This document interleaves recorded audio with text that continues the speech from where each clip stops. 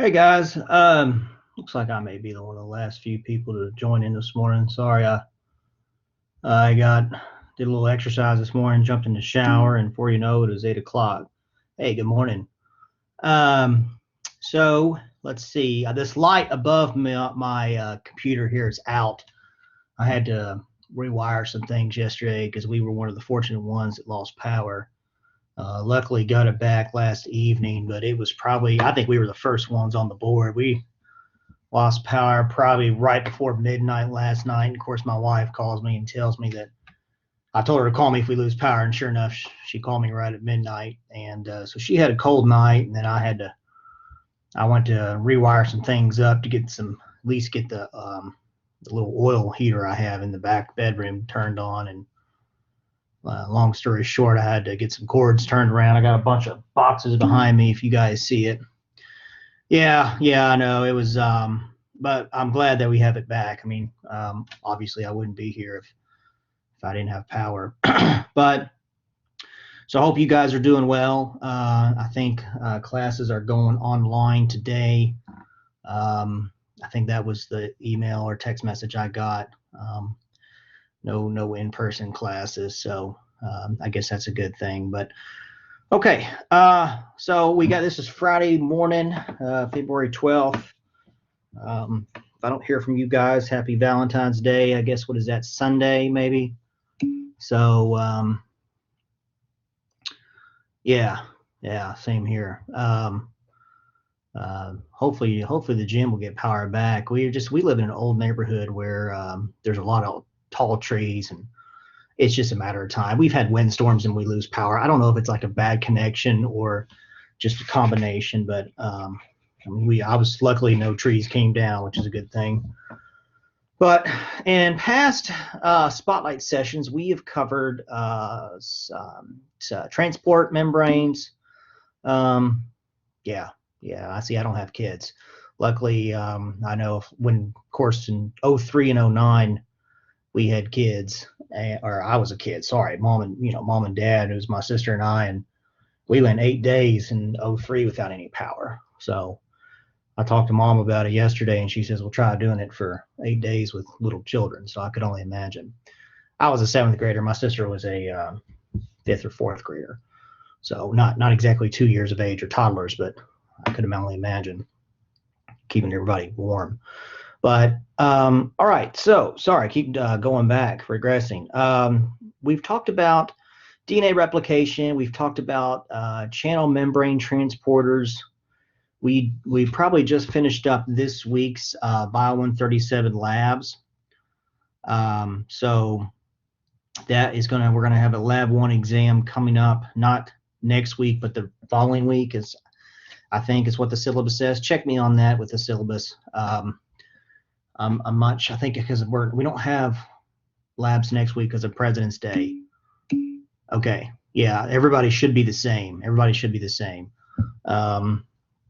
So hopefully we'll kind of do some review, and you guys, if you have any questions throughout your study preparation, please send them my way or Dr. McCain's way, because she's the other spotlight session instructor, and we can kind of go over them.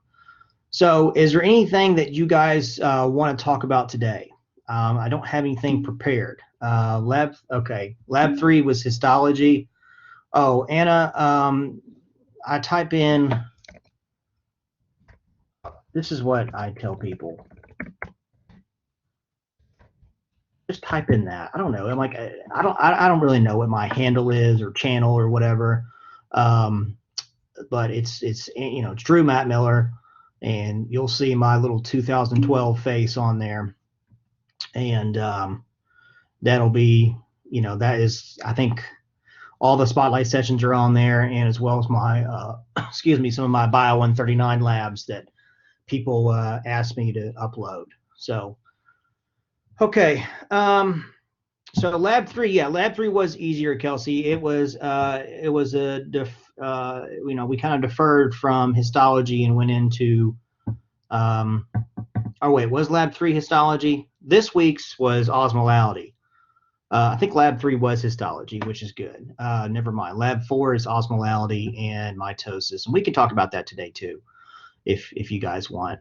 But yes, lab 3 was histology. Hopefully the quiz. Yes, Tristan, give me some topics though. I don't know what the chapters are because I don't teach lecture, but I know all the material. Lab is a lot easier than lecture. Yeah, and that's typically the case for a lot of people. But if you want to hit up lecture material, all right, now tell me what chapter 5 is. Is chapter 5 like DNA replication, or is it give me specific topics to discuss and I can break it down? Okay, and lab 3 was epithelial tissues. Okay, yeah, I thought so. I'm glad that worked out for you, Kelsey, because there is, some people struggle with that, but I'm glad, it's usually if you get the location and the function, then you can get all the points, based on one tissue. But yeah, guys, if you want to do some lecture material, give me something to work with. And as you all are thinking, I'm going to go mix up a electrolyte drink real quick. I'll be right back.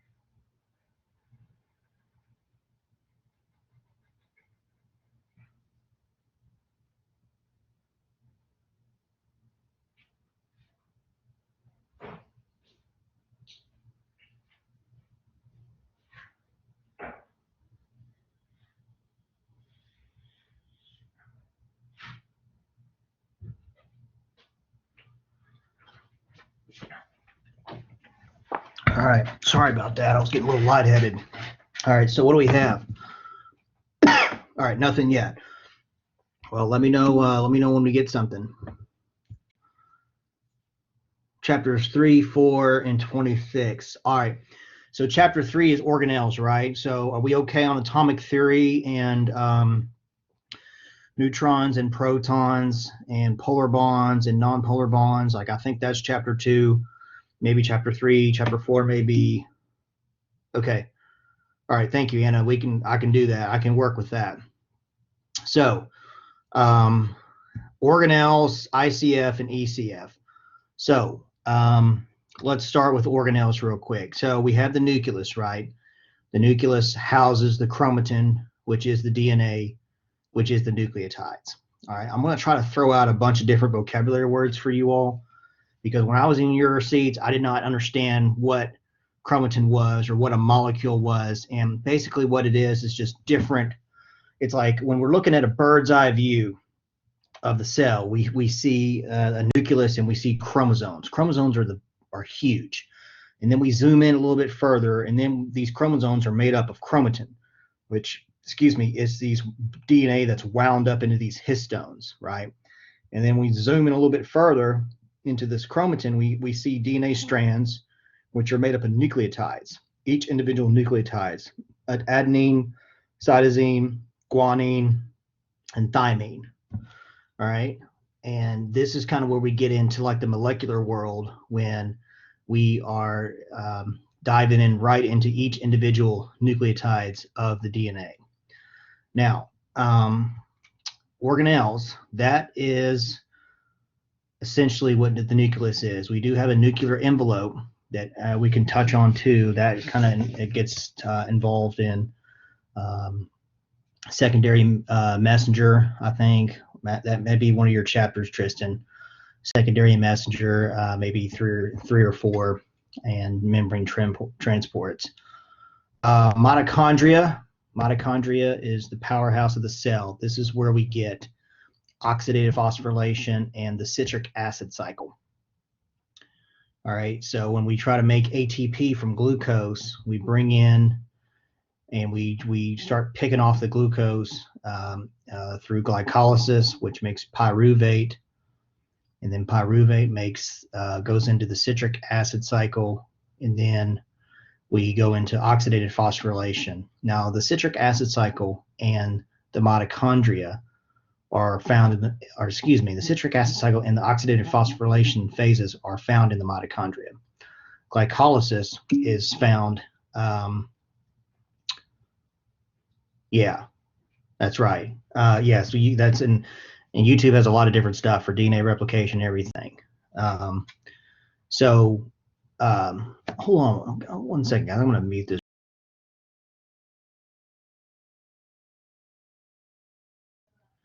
All right, sorry, I had to tell my wife something. I made a mess in the kitchen. So keeps me from getting yelled at. ER, the endoplasmic reticulum. That is something that is part of protein packaging and placing signals on the proteins themselves once they are made. Proteins will exit the cell and go, like hormones or proteins, right? So they can travel throughout the whole body and carry out whatever job that they prefer to do. Golgi apparatus also is involved in packaging. Not as much as placing signals on cells, but more than likely packaging up cells for the long haul so they do not get broken down. And this kind of is a good segue into Anna's point, is that when we're talking about intracellular fluid, ECF, or ICF, intracellular fluid, or ECF, extracellular fluid, we really have to break down what these are talking about. Okay, we'll touch on that next, Kayla. Intracellular fluid basically is what's found inside the cell. This is going to be potassium electrolytes, all right, a high potassium electrolyte concentration. And then the ECF is going to be high in sodium, okay? That's probably the big difference with ICF and ECF. Calcium is also going to be found in small amounts inside the cell, or ICF.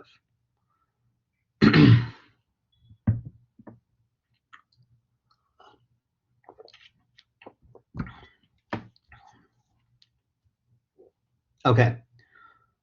I'm reading with tissues, Kayla, you may have to tell me specific ones.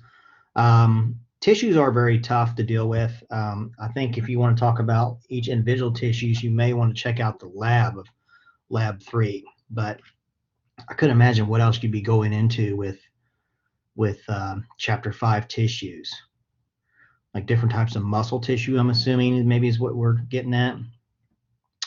But okay, like cardiac, skeletal, and smooth muscle. We can talk about that. Before we do, though, I want to talk about Tristan's points. And this is basically diffusion, simple and facilitated osmosis and osmotic pressure. So this is essentially lab 4. And some of you all probably had your labs canceled if you were in person. But we can go over this because we had to cancel lab 3 Wednesday's lab 3 for me. And so what it is essentially we are, yes, we'll touch on that next, Anna. There's different ways there. We'll touch on that in a minute. I can probably route that into Tristan's comment. So diffusion basically is the definition of a high solute concentration going to high solute concentration moving to a low concentration of solute. So let me clean this up. When we have salt in water, salt will move from an area of high concentration of other salt molecules to an area of low salt molecules within water, okay? The best way to explain this is that if you put coloring food dye or coloring dye in a beaker of water, now the coloring dye is going to be very concentrated, right? It's going to have a color, it's going to be very concentrated. And once we drop it into the beaker, you're going to see it diffuse out. Okay. You know, if anybody's heard of, if anybody's ever heard of the die has been cast, you know, it's kind of like a saying, like once you've done it, you can't go back. You know, this basically means that once you've cast the die into the beaker, it's going to diffuse out.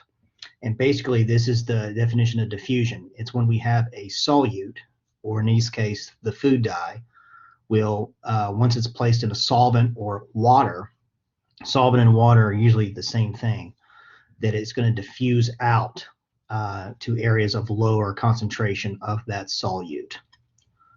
Okay, now we're going to talk about osmosis, but I want to visit facilitated transport. Facilitated transport basically is when we have a selective permeable membrane, and basically we have this membrane that separates two compartments.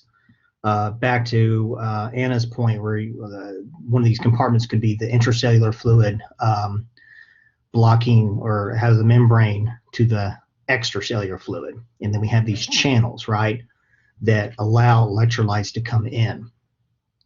Electrolytes, sodium, potassium, chloride, magnesium, calcium are the big ones that pretty much help our body survive. It helps us maintain homeostasis. Homeostasis is like the known set point of the body. This is where the body wants to get back to. If you are healthy, this is, you know, this, or if you are sick, the body tries to restore itself back to health or back to homeostasis. Okay, so when we have facilitated diffusion, we have these membrane transporters embedded in the membrane that will regulate these electrolytes coming in so we can maintain homeostasis. In the ECF, the extracellular fluid, we have a high concentration of sodium. Therefore, back to what I said about Tristan's point with diffusion, sodium is going to want to come in to the cell because there is a diffusion gradient. Because, like I said, solute or electrolytes, in this case, move from high concentration to low concentration. So if I told you there is a high concentration of sodium electrolytes outside the cell, it's going to want to come in, but it can't because we have that membrane there. So what happens is that we have these channel transporters, these membrane channel transporters, all kinds of different vocabulary words that mean all the same thing, which adds to the difficulty. You'll get that longer in your academic career. You'll understand that all these different words mean the same thing. And then what happens is extracellular fluid, calcium not as much. Let me explain it. Sodium will come into the cell. What also, sodium is Na+. If you really want to get into it, chloride is always going to have a negative, is going to be negatively charged. Chloride, typically in the body, will always follow sodium, okay? So that is basically, there's large concentrations of sodium outside the cell. Inside the cell, there is a large, in the ICF, intracellular fluid, there is a high concentration of potassium, all right? So potassium, likewise, will try to escape the cell, move out, because there is a diffusion gradient for potassium moving out of the cell. Calcium, on the other hand, there's very small amounts of calcium inside the cell, very small amounts. Calcium is electrolyte is very it's kept in very minimal ranges. Okay, there's really not a lot of huge spikes in calcium flow as much as there is with potassium and sodium, just because calcium can carry out such important jobs. And we're going to, yes, that's right, potassium plus. Yes, it's because it's on the left-hand side of the periodic table, and the atoms or elements on the left-hand side of the periodic table love to give up electrons, because, and they always do. And then they have people like chloride who love to steal electrons, so that's why chloride is always negative. So calcium's probably kept at a very low concentration inside the cell. All right. Now that kind of explains, we'll have to touch on sodium potassium pump probably too, but we'll touch on that after I talk about osmosis. So we've talked about diffusion. We've talked about facilitated diffusion. Simple diffusion is the same thing as diffusion. It's just the movement of a high concentration of solute to a low concentration of solute. Osmosis is different. Osmosis is the flow of solvent. All right, so when we're talking about solvent, and especially if we're talking about us, solvent basically is water. So when we hear solvent or we hear water, it's basically the same thing. So we're talking about the flow of solvent. And what happens with water is that water likes to go from a low concentration of solute to a high concentration of solute. That is opposite of diffusion, because with diffusion, we're talking about solute or electrolytes or salts.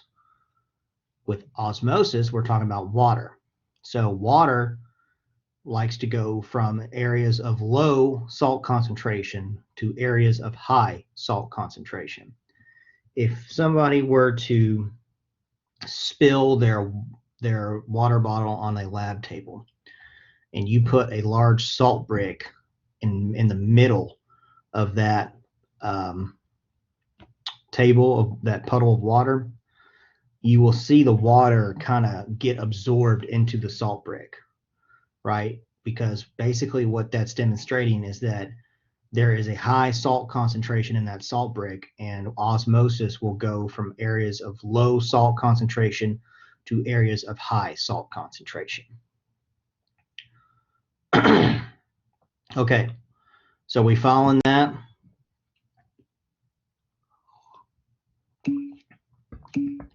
All right, cool.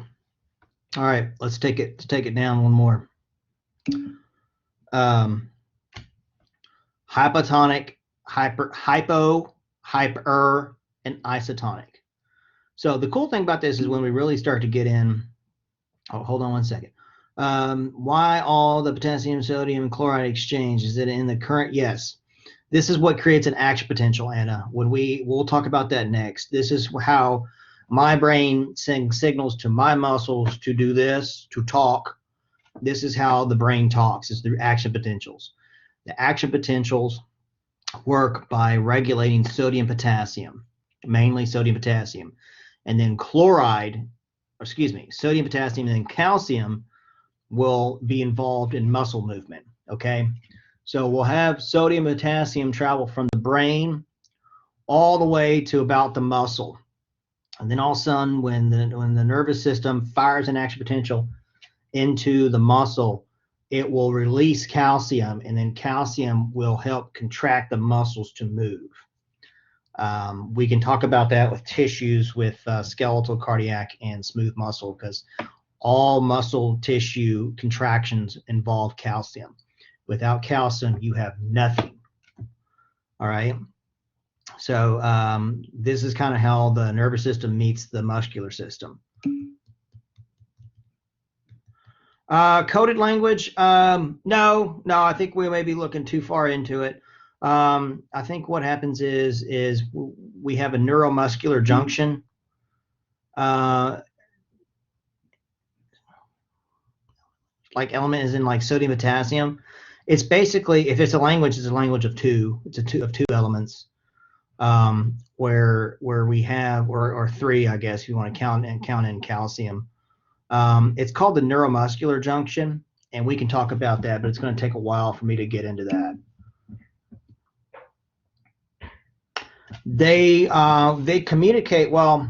If you're talking about the brain will process. That's basically when if you're thinking about how we interpret things and our perspectives, that's more of a psychology thing, and that's a whole different how we recognize things and communicate like that. That's more of a psychology standpoint of what's been built in from when we were babies. But if you're talking about like involuntary movements like eye blinking, or the system that the example I use, where the brain is sending signals to my arms or to my legs to walk, we really don't think about it. It's called an involuntary movement. And what happens is that when these action potentials happen in these neurons, we have this high influx of sodium, which causes a voltage change, membrane potential, if you really want to dig into it. And it will cause, once we hit this threshold and membrane potential, it opens up a bunch of voltage gated sodium channels. And so sodium will rush in. And what happens is that we have this signal, or this electrical signal or voltage, be propagated down an axon. Okay. And this axon, think of it as like a long piece of string and a neuron. We've all seen kind of what a neuron looks like. And I'm sure you've read it in the textbook too. And so what happens is that this voltage signal gets propagated down this axon, and then it will hit another neuron, and it'll kind of jump to another neuron through its dendrites at the top, and then it'll continue down again and again. And the reason why it doesn't fade out is because we have myelin, which is this insulated material wrapped around the axon, which helps kind of insulate the signal so it doesn't fade out. Okay, it's not like a wave where just, eventually it'll just go away. No. This continues to be propagated, and then until it makes its way to the fingers or something like that. Now, once we go from neurons to muscles, that's when calcium comes into play. It's called the neuromuscular junction. Yeah, neuromuscular junction, NMJ, neuromuscular junction. And what happens is that this is a whole different ball game where we have a motor end plate, and when that sodium or that axon hits the muscle, it will release calcium, and most notably the hormone acetylcholine. That may be the language you were kind of talking about. And acetylcholine will help, the acetylcholine, or excuse me, it's not a hormone. I apologize. It's a neurotransmitter. Neurotransmitter. That is acetylcholine. It's not exactly, maybe it would be classified as a hormone, but we've always known it as a neurotransmitter. And what happens is that the acetylcholine will help the muscles contract, and then that's kind of over time in our life, we develop our muscles to fine tune things from when we were babies, and that's how we get so very good at using our fingers and our toes for different things. For balance. Excuse me, I'm sorry. You came out of nowhere. Okay, so let's see. That is kind of the language. I think does that sum it up, Anna? Let me know if you want to dig in more on that. But that's pretty much the whole conceptual idea of neuromuscular junction, or how we communicate. Back to hypotonic, isotonic, and hypertonic solutions. This is part of what happens when we are dehydrated, or we drink a lot of fluid at once, or what happens when we have to go to the doctor and they give us a saline bag, a bag of saline. And basically what happens is that we're really trying to reach what's called an isotonic state, which is kind of homeostasis in some sense, where we have isotonic state, basically, and this is why you're given saline, which is 81%, I think it's 81 or 79% NaCl, okay, which is salt. And okay, yes, I got some on there. So when we have water imbalance, we have to be given saline. A lot of elderly people sometimes become dehydrated, and they are given a lot of bags of saline in liters. But let's talk about hypertonic. Hypertonic is when we are in a dehydrated state. This is what happens when we have a high solute concentration that is essentially in the ECF, the extracellular fluid compartment, which is outside the cells. And the examples we used are red blood cells in the lab. And what happens is that when we lose water, all of a sudden we lose solvent through sweating, or we just don't drink enough, or through urination, we kind of reach this hypertonic state. And what happens is that this is when we lose water, out of the ECF, out of our circulation. So all of a sudden, water that is inside the ECF, inside these red blood cells, will be pulled out. Okay, they'll be pulled out of the cells, and they shrink up. Red cells will shrink up, and they're called creatinate cells. And sometimes I'll see this under a microscope at work, and I'll have to make a call if I see creatinate reds or creatinate red blood cells, is because of when somebody's in a dehydrated state. Okay, so let's talk about the opposite of that, of hypotonic. Hypotonic is basically what happens when you drink a bunch of water at one point, and you kind of flood your body with solvent or water, and it kind of lowers your salt concentration. And that allows water to be pulled into the red blood cells, and they kind of expand out a little bit.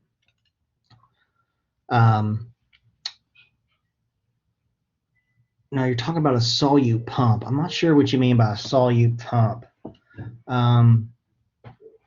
I think a solute pump, maybe I can kind of relate that to what happens when we have like our kidneys in filtration. Let's talk about that. So our kidneys are the cells that regulate our water balances. Okay, so when we drink a bunch of water or we sweat, we filter all of our blood and the water in it through our renal tubules, okay, through these devices called nephrons. There's about 1 million nephrons per kidney. And these are these contraptions that use hydrostatic pressure in the glomerulus. If I can say it very quickly and not think about it, I can pronounce the word glomerulus. And you have to think about this glomerulus, excuse me, in terms of a washing machine, okay, on a rinse cycle. All right, so what it does is that it spins really fast. It doesn't really spin the blood, but you have so much pressure of the blood coming through there that it will, once it kind of pulls metabolic waste out of the cells, or solute in this case. So I'm not sure if it's a pump, Tristan. That would be more like a sodium potassium pump, that the pump part that you may be talking about. But if you're talking about like solute getting filtered in the kidneys, this is what we're talking about here. And it uses hydrostatic pressure. And we kind of discussed this in the lab. So what happens is, you would think about this like, if once you rinse your clothes and you soak them, you got to try to get all the water out before you put them in the dryer. Well, and then you get this spin cycle, right? Well, once you do the spin cycle, it gets all the water out. And basically what it uses is, it uses like centripetal force, or otherwise what I'm going to call is hydrostatic pressure, to pull metabolic waste from an area of high concentration, which is in the blood, to low concentration, which is in the urine. Okay, and that's kind of diffusion kind of helps pull this metabolic waste out. Okay, and then it makes its way, and the body can either decide through different parts of nephron whether it wants to reabsorb sodium or reabsorb bicarbonate, and eventually it will be it'll undergo micturition and be excreted from the body. Micturition is basically a fancy word for urination. How does a solute pump work? Yeah. There's a sodium potassium pump that I think is, I mean, if she's referring to solute as like electrolytes, like a sodium potassium pump, let's revisit this real quick, and this may be the answer she wants. So we talked about with Anna's point, or Kelsey's point, I can't remember, is we have these electrolyte diffusions, right, where sodium wants to come in and potassium wants to come out. Well, there's a sodium potassium pump that works against this, which works against concentration gradients, and that's called a sodium potassium pump. So what it does is, I remember, if you remember me telling you, I said that sodium will go from high concentration to low concentration. So it will flow in the cell. Well, we have to get that back out. Okay, we just can't have things just come to equilibrium. We have to get sodium back out to keep this this diffusion gradient live. So the sodium potassium pump will move it out, okay, with exchange of a potassium in, because if you remember, potassium's trying to get out while sodium's trying to get in. So we will move 3 sodium ions for every 2 potassium ions, okay? That's probably the answer. So, and we're using ATP. That's another part of the answer you want to write down. This is an ATPase pump. Whenever you see ACE at the end of something, that's an enzyme, okay? So it's carrying out some reaction.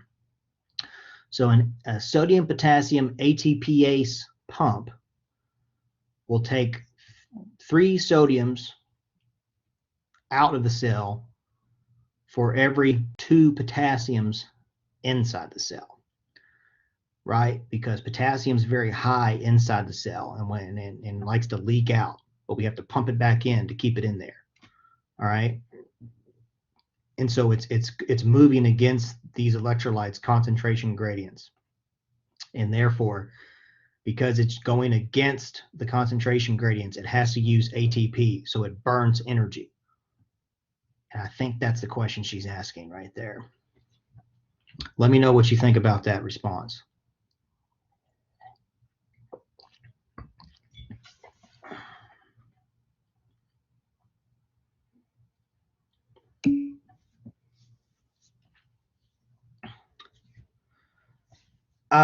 It depends. Hold on, I'll type this in. Yeah, and like other people said, I'm going to throw this up on the YouTube account so you can always kind of go back and find where I said this. So for Anna's point, sodium, I'm going to try to write this in. Sodium has high concentration outside the cell and wants to come inside. ICF. Okay. Potassium has a high concentration inside the cell and leaks out to the outside of the cell.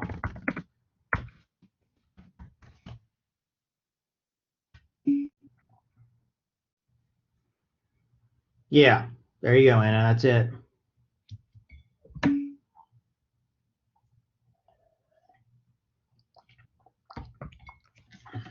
Who you have, Kelsey? Okay. I don't know. She may go over it. Usually what I do with my folks is that once I get the exam, I will go over it and tell my people what high yield material will be on the exam. She may do something different with that, but if she doesn't and you want to get in on one of my spotlight sessions and ask me this, then we will go through the quiz. We'll go through the exam. I'll pull it up and I'll tell you what you need to do or where you need to go. Now, you don't want to wait for me to do that, because likely if the window opens on Monday, I'll get it on Saturday or Friday. And then, I guess what I'm trying to say is that you don't want to wait to prepare for the exam until you hear what I have to say. You basically want to do your preparation and then ask me what's on it, and I can give you some guidance on some high yield material, and then you can kind of polish your study approach and then be good to go. And that's kind of what I want you guys to do. If you sit and wait for me to say something, it'll be way too late and you'll do poorly because it's just too much material to start 2 days out, 3 days out. You probably want to start about a week out, honestly, a week. So just check back in with me when we get closer, and hopefully I'll have the exam, and then we can hit on some high yield material.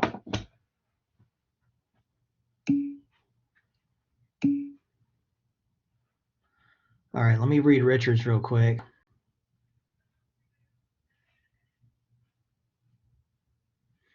Yeah, Yeah, so what happened, Richard, is that we've combined a bunch of sections because of COVID. So I have to share my Blackboard shells with other professors or other instructors, and I think her and I have one, and she's been very good about getting the quiz up, and that's why I like working with her. But it's been different for a lot of us because we have to kind of coordinate and share because it goes to everybody. Like I cannot split up my folks with her students, and it certainly has a lot of drawbacks. But you know if there's an announcement made on Blackboard, make sure it's from your instructor. Um, okay, yeah, I think that's what Tristan was saying to Kelsey. And okay, I think she does like some handwritten stuff too, so that may help you guys. It's always good to get different resources when you're trying to learn this material.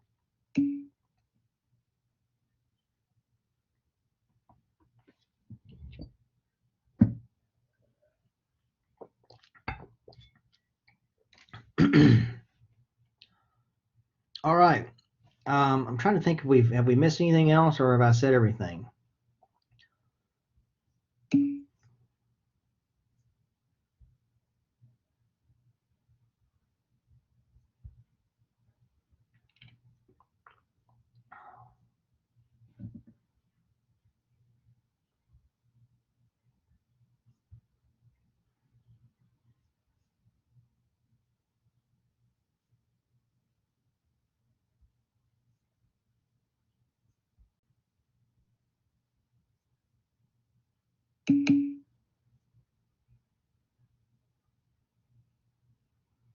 Oh, yeah, anytime, Madeline. I'm just trying to make sure I didn't miss out on anybody's points that they made. Tristan, I think you're talking about phagocytosis and pinocytosis. All right, let's talk about that. So, phagocytosis and pinocytosis is basically what happens when the cell engulfs. Now, I think you're close.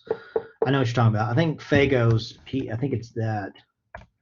Um, got a pH on it. Phagocytosis, let's use an example of what happens in the immune cells. When the immune cells come across um, bacteria, one way they neutralize the bacteria is that they eat it.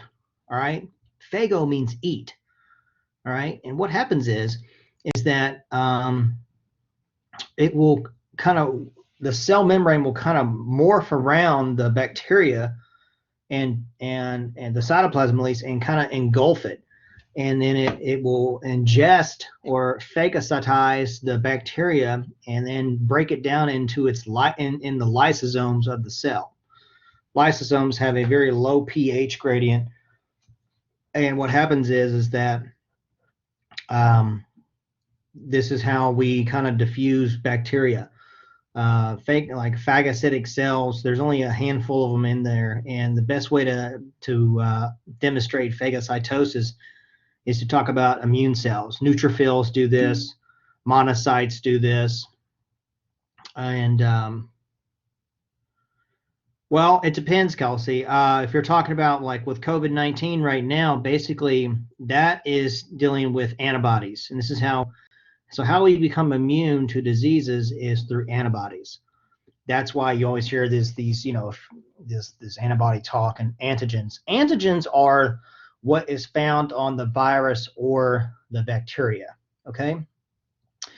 And what happens is that you have to think about it as like antigens. Like think of it like if like this is my hair, right? Like I'm like it's just attached to me. If I'm the virus, then I have this kind of haircut, I guess, where I have this feature like my glasses, and the immune cells will recognize these features, okay, because they're bound to the membrane or the outside of the cell. And what happens is that the immune cells will come along and recognize these features as foreign. Okay, these are not part of self. These are considered foreign. And what happens is that they undergo an immune response, which means they send out these cytokines to their friends, and then everybody comes around and starts to realize that this is considered foreign material and we have to destroy it. And so what happens when we destroy it is we will consume it, my glasses or my hair, so to speak, because that's the antigen that I talked about, or even if my head's the cell, and it will kind of internalize these parts, break it down, and then they will develop antibodies against it. Okay, so basically the cells that develop antibodies are called lymphocytes, otherwise known as B cells. These are the cells that respond to viruses. If everybody has heard of the antibodies that people that they're giving people to COVID, they're like, I forget what it's called, prophylactic plasma or something like that, the COVID-19 plasma. Essentially what they're giving these people who are fighting COVID is they're giving them COVID-19 antibodies. These are made from somebody else's body that have already produced the antibodies against the virus. Part of the reason why people die from COVID-19 is that it takes 2 to 3 weeks for the body to really develop an effective antibody against the virus. This is what the vaccine kind of does. So when you get a vaccine, they're giving you what's basically a dead virus. So like I kind of mentioned, the body will recognize it as foreign and not, it needs to be destroyed. And when it destroys it, it will kind of chew on it, and then it will create these antibodies, these Y-shaped, like the letter Y, these Y-shaped structures that will go around, and eventually it'll be kind of it'll probably circulate systemically around your body, looking for stuff just like this, like COVID-19. So when it comes across a COVID-19 virus, it can flag it very quickly and destroy it within like hours, okay, versus 2 to 3 weeks.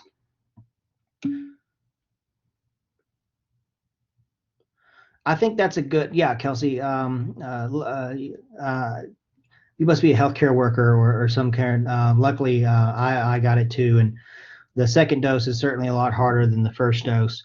But that is basically what happens is they're giving you a dead virus, and it kind of gives your body something to chew on to produce antibodies against that. So what is happening with Lyme disease patients? Is it stuck in the body? You can't get rid of it. Lyme disease is from a tick.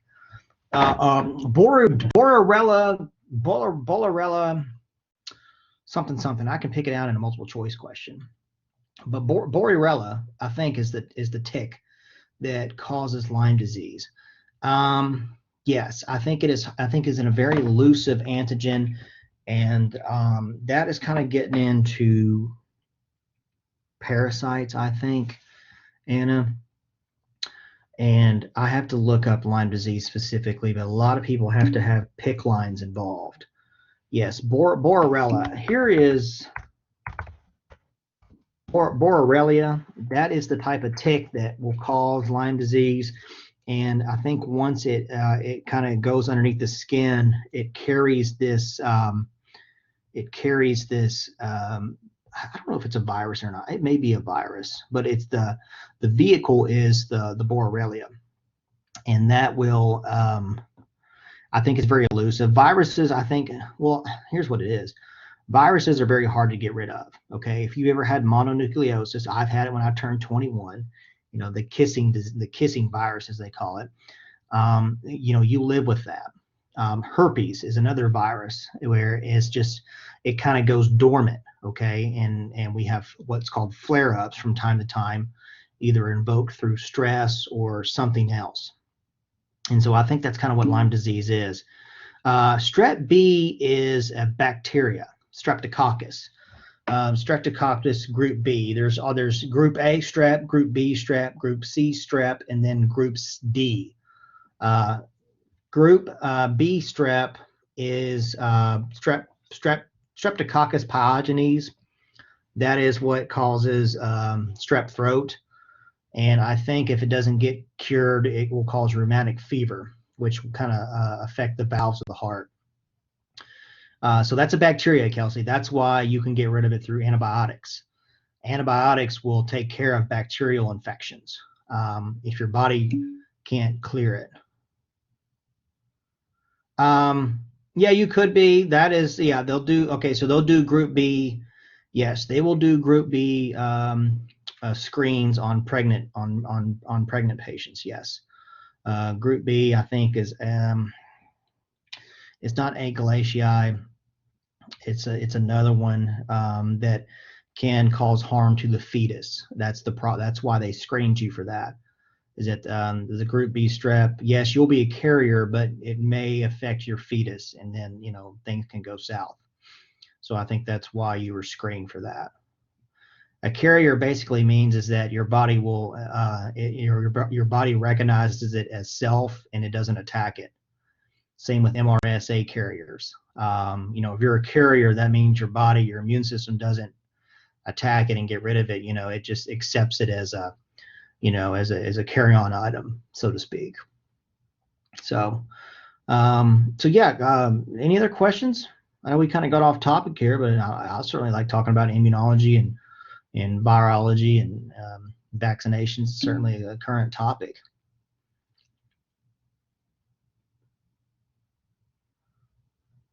Yeah, the reason why, because there's so much research going on with Lyme disease, is because it is hard to get rid of, and it can get in your joints and cause flare-ups, and it's one of these things that certainly garners a lot of research to try to, and same with herpes too.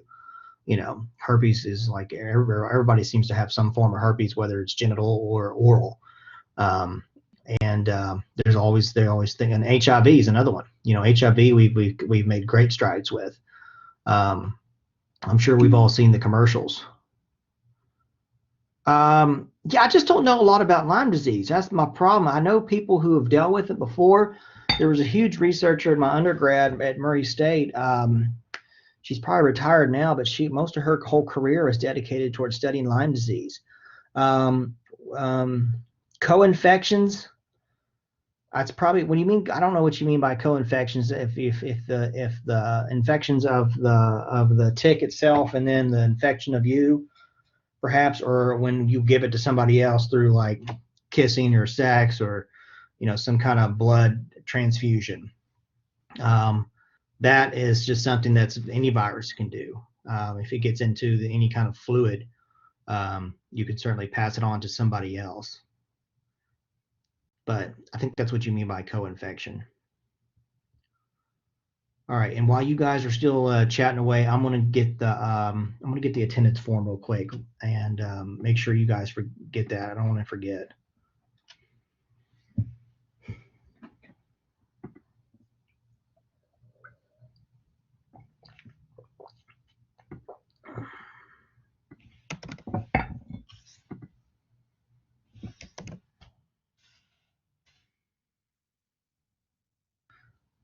Okay.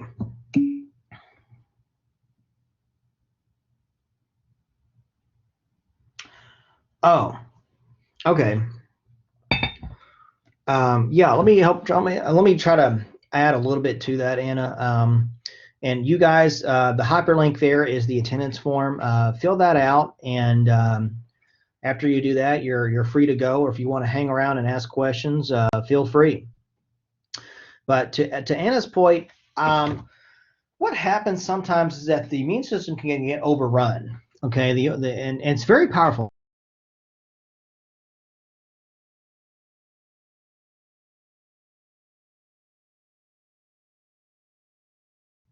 I think my speaker cut out.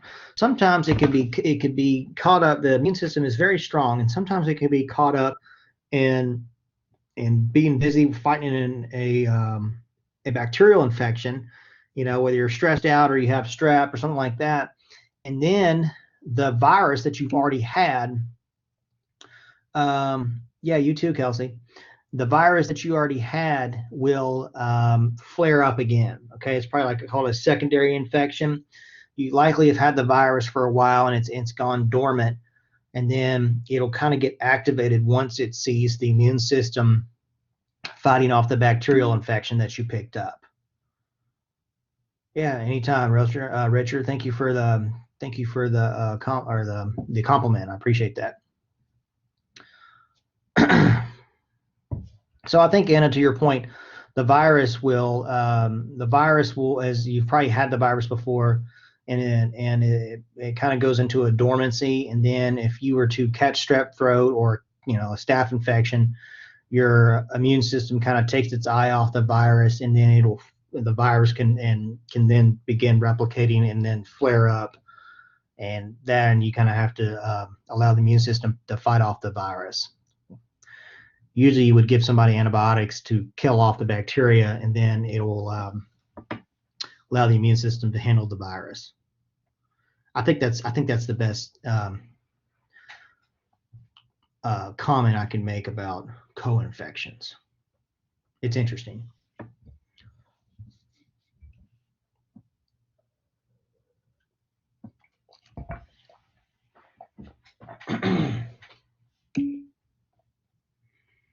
Yeah, thank you, Madeline. Come back and see us, or see me, I guess.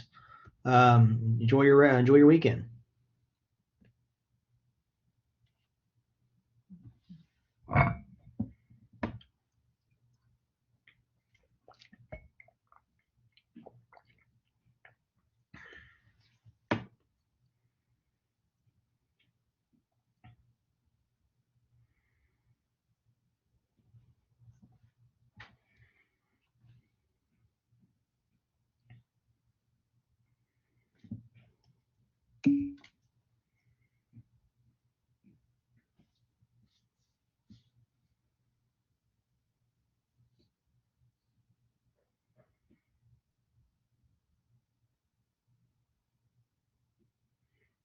Yeah, I'm sure. I'm sure there are.